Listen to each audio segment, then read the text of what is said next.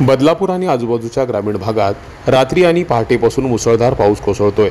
सध्या देखील पावसाचा जोर पाहायला मिळतोय।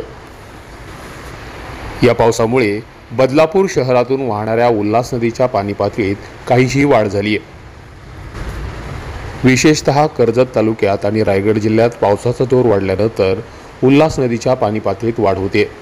त्या ठिकाणी देखील सध्या जोरदार पाऊस सुरू आहे। हा पाऊस असा सुरू राहिला तर उल्हास नदीच्या पाणी पातळीत मोठी वाढ होण्याची शक्यता आहे। मात्र सध्या उल्हास नदीच्या पाणी पातळीत काहीशी वाढ झाली आहे, त्यामुळे नदीकाठच्या गावातील नागरिकांनी घाबरून जाण्याचं कारण नाही।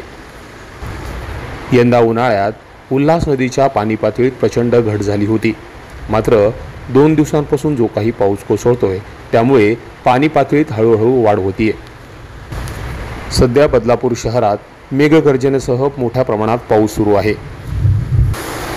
बदलापूर पालिकेचा आपत्ती व्यवस्थापन विभाग सध्या सज्ज झाला असून प्रशासन अलर्ट मोडवर आहे। उल्हास नदीच्या परिसरात किंवा शहरात आपत्कालीन परिस्थिती ओढवल्यास प्रशासन सज्ज असल्याचं सांगितलं जात आहे।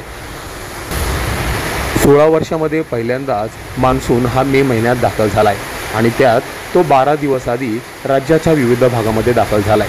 त्यामुळे येत्या काही दिवसांमध्ये राज्यात आणि इतर शहरांमध्ये मुसळधार पाऊस पडण्याची शक्यता हवामान खात्यानं वर्तवली। Public media, Badlapur.